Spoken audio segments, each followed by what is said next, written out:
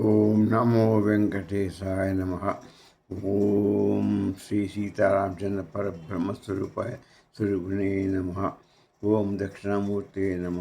అనగాదేవి దత్తాత్రేయ నమ. ఓం ఆది శంకరాచార్య గురుభ్యో నమ. మనం ఈ రోజున విదేహముక్తి అనేది దాని గురించి తెలుసుకున్నాం. విదేహముక్తి అంటే ఇప్పుడు మనం బతికుండగానే జీవన్ముక్తి గురించి మనం దాని లక్షణాలు అవన్నీ మనం నిన్న తెలుసుకున్నాం. ఈరోజు అంటే విదేహముక్తి అనే దాని గురించి మనం తెలుసుకుందాం. అంటే దేహాన్ని సాధించిన తర్వాత ముక్తి ఎలా అనేది అప్పటి పరిస్థితి ఎలా ఉంటుంది, దాని లక్షణాలు ఏంటి, దాని గురించి మనం తెలుసుకుందాం. అంటే శరీరం ఇక్కడి నుంచి వదిలిపెట్టిపోయిన తర్వాత పైకి పోతే అక్కడ ఏముంటుంది, ఆ స్థితి తీసుకుందాం మోక్షతత్వం గురించి.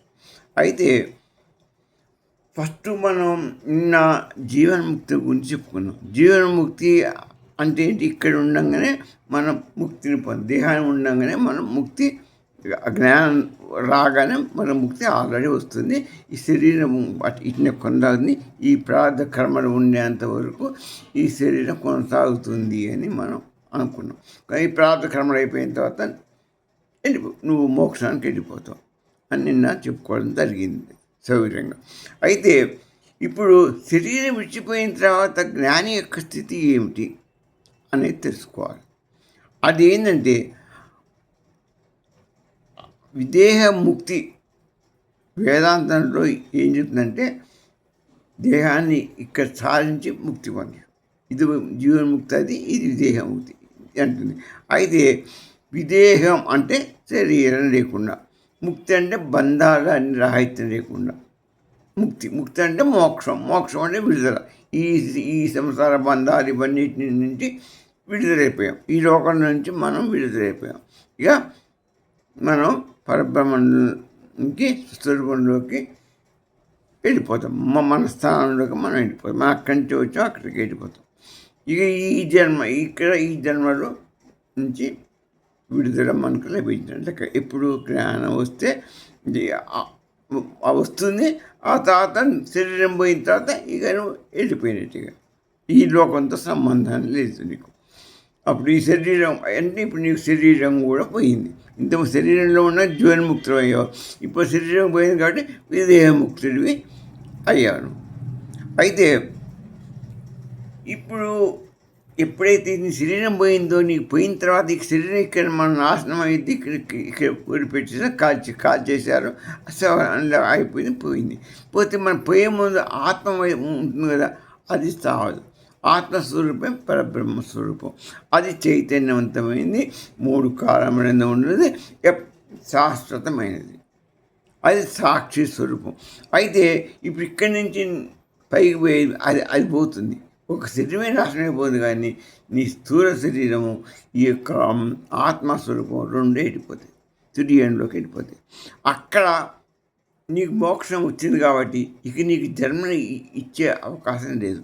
అప్పుడు ఏం జరుగుతుంది మరి అంటే, నీ యొక్క ఆత్మస్వరూపం అది ఏంటి? పరబ్రహ్మస్వరూపమే. ఆత్మ అంటే పరబ్రహ్మస్వరూపమే. ఇక నీకు డైరెక్ట్గా ఎంట్రన్స్ తీసుకోబడుతుంది. అక్కడ పరబ్రహ్మస్వరూపంలో నువ్వు మామూలుగా డైరెక్ట్గా ఐక్యం పెట్టి, ఎందుకంటే నీకు ఇంతవరకు అడ్డం ఉన్నది శరీరమే, ఇది ఆత్మని కప్పి ఉంచింది. ఇప్పుడు ఇది విడుదలైపోయింది, కాలిపోతే నీకు ఆత్మ ఒక్కటే మిగిలింది, ఆత్మ ఒక్కటి పైకి వెళ్ళిపోయింది. ఆ ఆత్మ వెళ్ళిపోయిందంటే ఏమంటూ నీకు విడుదలైపోయాను. ఇంత మునిపి మీరు ఒక మనం అనుకోవచ్చు, మరి ఇదివరకు కూడా అట్నే ఈ శరీరం పోతుంది కానీ ఇది పోయిన తర్వాత మనం పైకి వెళ్ళిపోతే మళ్ళీ జన్మ ఎందుకు వస్తుంది అని మీరు అంటారు. దానికి కారణం చెప్పాను నేను. సంచిత కర్మలు కూడా నీకు ఉంటాయి, ఆ సంచిత కర్మల వల్ల నీకు కారణ శరీరం మళ్ళీ ఏర్పడుతున్నది. ఇప్పుడు నీకు సంచిత కర్మలన్నీ నిర్లైపోయినాయి జ్ఞానంతో. ఆ సంచిత కర్మలు మనోచిత్తంలో ఉన్న సంచిత కర్మలన్నీ, ఎన్ని జన్మల నుంచో చేసిన కర్మలన్నీ నాశనం అయిపోయినాయి. అయితే ప్రారంభ కర్మలు నువ్వు అనుభవించావు, నీ శరీరాన్ని అక్కడ నీ నీ యొక్క ఇదైపోయింది, టైం అయిపోయింది, నీ శరీరాన్ని అక్కడ కాలబెట్టారు, నువ్వు సమయం అయిపోయి ఇక్కడికి నీ ఆత్మ వచ్చింది. ఆగామి కర్మలు నీకు లేవు. ఇప్పుడు ఏ కర్మ నేను బంధించలేదు కాబట్టి నీకు ఇక నీ బంధవిముక్తులు అయిపోయాయి కాబట్టి మోక్షం వచ్చింది కాబట్టి నువ్వు పరమాత్మలో లీనమైపోయింది. అదే మోక్షం, అదే నీకు ఇక వేరే నీకు మళ్ళీ జన్మ రావడానికి నీకు లేదు. ఎందుకంటే జ్ఞాని కర్మ చిత్త బాక్స్ నిల్లు కావాలి. అది పుణ్యకర్మ కానీ ఏ కర్మ ఉండకూడదు. మళ్ళీ పుణ్యకర్మ ఉంటే మళ్ళీ ఇంద్రలోకం పోతుంది, చంద్రలోకం పోతుంది పుణ్యాలతో. మళ్ళీ ఆ పుణ్యాలు క్షీణించగానే మళ్ళీ మత్తిలోకం వస్తావు. పాపకర్మ అయితే నరకానికి పోతావు, మళ్ళీ అనుభవించి మళ్ళీ ఇక్కడికి వస్తావు. అందుకే మనకు పుణ్యం వద్దు, పాపం వద్దు, మనకి ఏ కర్మ వద్దు. అందుకని అన్ని అదే జ్ఞానం. ఆ జ్ఞానమే ఆత్మజ్ఞానం, అదే బ్రహ్మజ్ఞానం. ఆ బ్రహ్మజ్ఞానం నేర్చుకుంటే నీకు ఏది కోరవిగా. అసలు నీకు మోక్షం కావాలి, అదేంది నీకు ఇంద్రలోకం చంద్రలోకం కావాలని కోరికలు కానీ మంచి కోరికలు కానీ చెడు కోరికలు కానీ ఏమి ఉండవు ఇక. నీకు అసలు ఇప్పుడు నీకు ఉండేది ఒక పరమాత్మ బ్రహ్మజ్ఞానం. నువ్వు పరమాత్మ స్వరూపం, అహం బ్రహ్మాత్మ అని నువ్వు తెలుసుకొని ఉంటావు. కాబట్టి నీకు ఇక బ్రహ్మాత్మ ఆ పరబ్రహ్మస్వరూపుడు, ఆ విరాట్ స్వరూపమే నీ ఆత్మస్వరూపం. కాబట్టి ఇక నీకు ఏదీ లేదు. కాబట్టి నువ్వు డైరెక్ట్గా అందులో కలిసిపోయినట్టు. ఎట్లా అంటే నేను ఒకటి మనం చెప్తాను. నేను ఇప్పుడు అనేక కుండలు ఉన్నాయి. ఒక 10 కుండలు తయారు చేసిన 10 కుండలు నీళ్లు పోస్తే అన్నింటిలో సూర్యుడు అక్కడ ఆ కుండలని ప్రతిబింబిస్తున్నాడు. ఆ ప్రతిబింబం ఎట్నే ఈ శరీరాలు అనేక నామరూపాలతో మనకు అనేక నామరూపాలు ఇక్కడ కనపడుతున్నాయి. మనకి ఈ లోకంలో మనం అనేక మానవ కనపడుతుంది, అనేక ఉపాధులతో తలా ఉపాధితో మనకు కనపడుతున్నారు. అయితే ఈ కుండలు కూడా 10 కుండలు 10 రకాల కుండలు మట్టితో తయారు చేసిన ఉపాధి తయారు చేయబడే వస్తువులు. ఇవి కూడా అలాంటి రూపాలు, అంటే నామరూపాలు. అయితే ఆ కుండలన్నీ సూర్యుడు ప్రతిబింబం 10 కుండల్లో కూడా ఉంటుంది. అట్లనే పరబ్రహ్మ స్వరూపం ఈ జీవులు అన్నిటిలో కూడా ఉంది. ఆ పరబ్రహ్మ తత్వమే అన్ని జీవుల్లో ఒకటే ఆత్మతత్వంగా ఉన్నది. అదే దాని వెనుకే ఇందులో ఆ చైతన్యం ఇందులో ఉంది. వేరు కాదు. ఈ ఆత్మ అందరిలో ఉన్నది ఆ పరబ్రహ్మాత్మ. ఆ 10 కుండల్లో ఉన్నది కూడా ఆ సూర్యుడు యొక్క బింబమే. అదే బింబం ఉంది. ఆ కుండ పైరిపోయిందనుకో, నీకు సూర్యబింబం కనపడదు, ఆటోమేటిక్గా అందులో లీనమైపోయింది. ఆ 10 కుండల బాగా కొట్టు, అక్కడ ఏది లేదు, అంతా ఉన్నదే ఒక సూర్యుడిని కనపడతాడు. అట్నే మనకి ఈ ఉపాధి ఎప్పుడైతే పోయిందో దీనిపై ఇది నశించిపోయిందో, కొత్త ఉపాధి ఇది లేకపోతే మనం ఎక్కడ పోయినట్టు ఆటోమేటిక్గా అందులోనే ఉన్నట్టు, ఆ పరబ్రహ్మంలో ఉన్నట్టు. ఆ పరబ్రహ్మ చైతన్యమే ఉపాధి ఉంటే ఇంట్లో కనపడుతున్నది. ఈ ఉపాధి లేకపోతే ఆ ఇంట్లోనే ఉన్నట్టే మనం. అదే మోక్షం. నీ కొత్తగా మోక్షం రానవసరం లేదు. ఉన్నది నీ ఉపాధి నిర్మితం చేయబడ్డ బట్టి నీ ఆత్మ నీకు బందీ అయిపోయింది. బంధనాలు ఏర్పడ్డాయి. నీ కర్మ ఎట్ట బంధనాలు ఏర్పడ్డాయి? నీ కర్మల వల్ల బంధనాలు ఏర్పడ్డాయి. నీవు చేసే ప్రతి కర్మ నీకు ఒక మంచి కర్మ చేసినా ఏర్పడుతుంది, చెడు కర్మ చేసినా ఏర్పడుతుంది. ఏది చేసినా కూడా నీకు ఈ ప్రపంచంలో నువ్వు ఏ మనస్సు ఏ సంకల్పం చేసినా ఏది చేసినా కూడా నీకు అన్ని బంధన రూపంలో ఏర్పడుతూనే ఉంటాయి. అవి పేరుకోపోతూ ఉంటాయి. ఈ పంచకోశాలు కూడా దాని మీద కమ్ముకొని ఉంటాయి. నీకు జ్ఞానాన్ని కలగనీయకుండా నీకు అసలు నీ వాస్తు స్వరూపమైన పరబ్రహ్మ స్వరూపాన్ని కప్పేసినాయి. ఇప్పుడు అవన్నీ పోయినాయి. అదే కదా జీవన్ముక్తి అంటే. అది జీవన్ముక్తి వచ్చింది. ఇప్పుడు శరీరం పోతే అసలు విదేహముక్తి అయ్యో. జీవన్ముక్తే విదేహముక్తి. ఇప్పుడు ఆ శరీరం పోతే విదేహముక్తిలో చలామణి అవుతున్నాడు. ఇప్పుడు ఏమైంది? ఆ శరీరం పోయినప్పుడు ఆటోమేటిక్గా ఈ కుండ బయట పోతే సూర్యుడు కనపడు. అట్నే ఇంద్రియ ఆ బ్రహ్మ ఉన్నదే బ్రహ్మం. ఇక అంటే నువ్వు ఈ ఉపాధి పోయినంటే నువ్వు బ్రహ్మమే. అహం బ్రహ్మాత్మ అంటే అదే. అయమాత్మ బ్రహ్మ అన్న అదే. ఇంకా తత్వత్వం అస్తి అని వేదని చెప్తున్నది. నువ్వు తత్వత్వం అస్తివి. అది తెలుసుకోవడమే ఇది. మోక్షం. నీకు ఎప్పుడు అర్థమవుతుంది ఇది?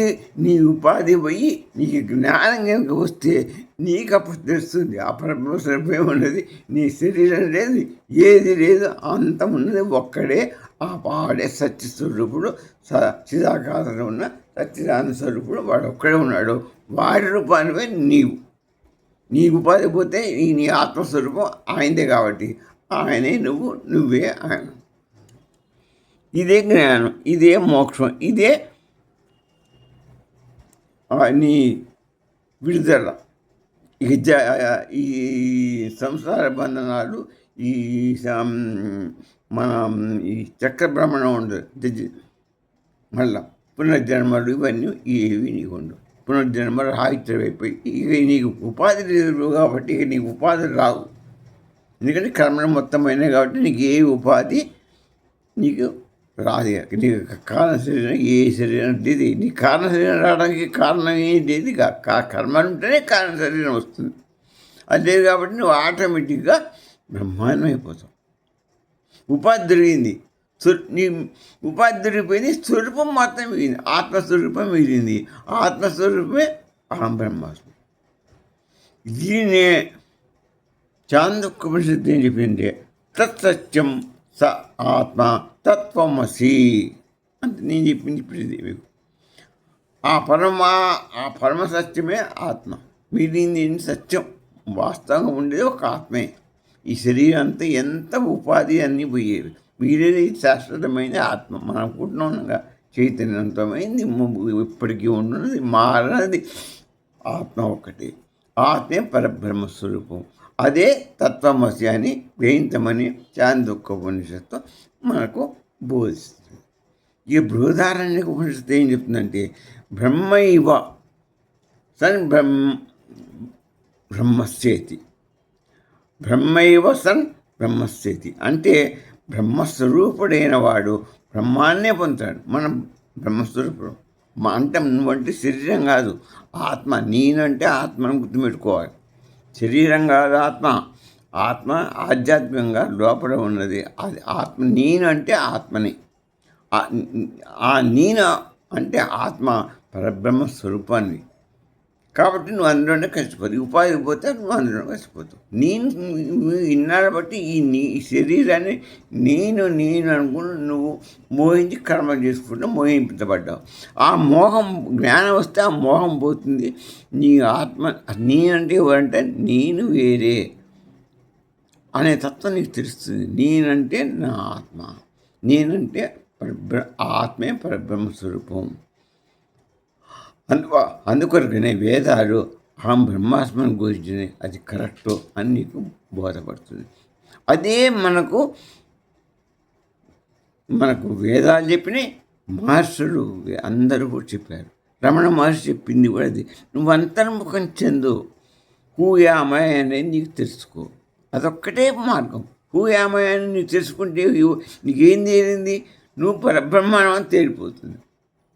నువ్వు బయట ప్రపంచాన్ని చూసి బహిర్ముఖం అంచేంత నీకు హూయామయ శరీరం ఇవన్నీ మారిపోతుంటాయి, క్షణానికి మారుతాయి. ఇవన్నీ మారిపోయే వస్తువు శాస్త్రంగా మారని వస్తువు, శాశ్వతమైన వస్తువు ఆత్మ.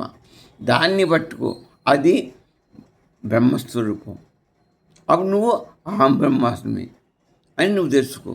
అయమాత్మ బ్రహ్మ అని తెలుసుకో. అదే నీకు మోక్షం, అదే సర్వస్వం. ప్రాణ మహర్షి గారు మన అందరూ ఎవరు చెప్పినా అంతే. అది ఇంతకంటే చెప్పడం అనేది మన శంకరాచార్య వారు మనకు చెప్పింది. శంకరుడు కూడా ఏం చెప్పారు? మోక్షం అనేది ఎక్కడో లేదయ్యా, ఎక్కడికో ప్రయాణం చేసిన పోసిన పని లేదు.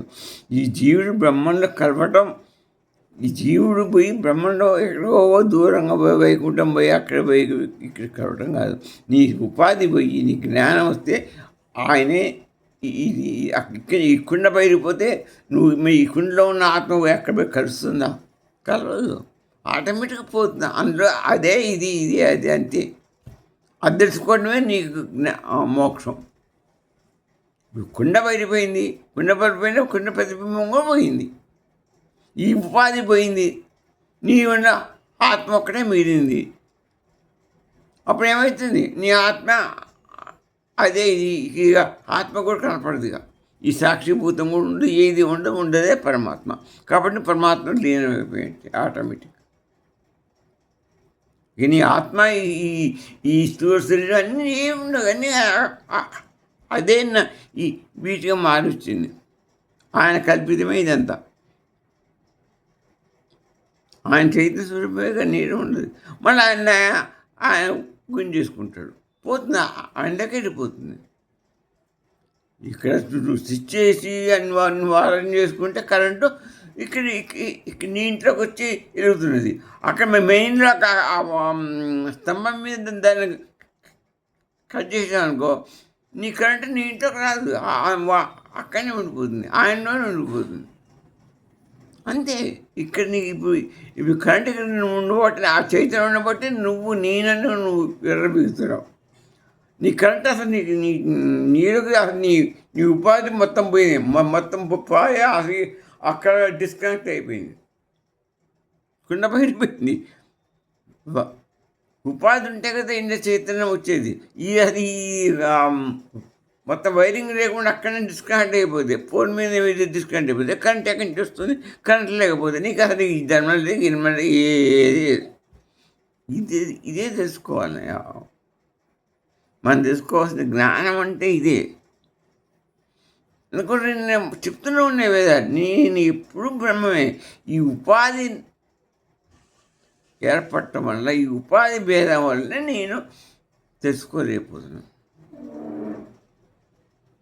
దానికి కారణం మీకు ఘటాకాశాన్ని మీకు చెప్పాను. అయితే అందుకని శరీర ఉపాధి తిరిగిపోతే ఆటోమేటిక్గా ఆత్మ తన యొక్క అసలు స్వరూపమైన, అనంత విరాట్ స్వరూపమైన, సచ్చిదానంద స్వరూపంలో కలిసిపోయినట్టే. స్వరూపంలోనే ఉంటుంది. ఇక కలిసిపోండి, ఇది అక్కడ కలవడమే ఊడే ఆయన దగ్గర నుంచి వచ్చింది ఇది అక్కడనే ఆగిపోతుంది, ఇక్కడ ఏముంటుంది. అందుకని అద్వైతం ఏం చెప్పిందండి, ఇదే జీవ బ్రహ్మ ఐక్య జ్ఞానం. ఇది తెలుసుకోవడమే జీవ బ్రహ్మ ఐక్య జ్ఞానం. ఉపాధి నాశనం, నీ అసలు స్వరూపం స్థితి తెలుసుకోవటం. విశిష్టాద్వైతం ఏం చెప్తుందంటే, జీవుడు పరమాత్మ సాన్నిధ్యంలో, ఈ జీవుడు పరమాత్మ సాన్నిధ్యంలో సత్య సేవానందాన్ని పొందుతాడు. ఆయన సేవని లభిస్తుంది, అదే మోక్షం. విష్ణులోకి నారాయణ విష్ణు వైకుంఠానికి పోయి ఆయన యొక్క సేవని నీకు లభిస్తాయి. చూసుకుంటూ కూర్చుని అక్కడనే ఉంటాయి, నీకు ఏది ఉండదు. ఆయన చూస్తూ కూర్చుంటే నీకు ఎటువంటి ఇది ఉండదు, అదే మోక్షం. ఆయన సేవని, ఆయన స్వరూపాన్ని వైకుంఠంలో ఉంటాడు ఆయన. ఆ వైకుంఠం పోయి నువ్వు వైకుంఠం చేరుకుంటావు అంటారు వాళ్ళు. ద్వైతం ఏం చెప్పింది, నువ్వు జీవుడు పరమేశ్వరుని, ఆ జీవుడు వేరేగా ఆయన విష్ణువు, ఆ విష్ణువుని యొక్క అనుగ్రహంతో నీవు పరమానంద స్థితిని పొందుతావు. అక్కడికి వెళ్ళిపోతావు, ఆ పరమానంద స్థితిని నువ్వు పొందుతావు. అది పోవటం గీయటం అనే సమస్యలు పెట్టి నువ్వు పరమానంద ఆ వైకుంఠ విష్ణువు స్వరూపంలో గ్రహించి ఆనందాన్ని పొందుతావు, బ్రహ్మానందాన్ని పొందుతావు. అది అని చెప్పి అందుకనే ఇప్పుడు మనకు తెలిసేది ఏంటంటే, మారేది శరీరం, మనస్సు చంచలం, అది కూడా మారిపోతూ ఉంటుంది. ఉపాధులు మారుతాయి, ఇవన్నీ మారిపోయాయి. ఏవంటి శరీరం, మనస్సు, ఈ ఉపాధులు ఇవన్నీ కూడా మారిపోతుంటాయి. ఇవాళ ఉన్న ఉపాధి, ఈ జన్మలో ఉన్న ఉపాధి మళ్ళీ జన్మ కూడా ఇచ్చిన ఉపాధులు మారితే మనసు కూడా గంటగా మారుతుంది. ఈ శరీరం కూడా మనకు బాల్యం, యవ్వనం, కౌమారం ఇట్లా మారిపోతున్నాం. ఇక మారనిది ఏంటంటే ఆత్మ.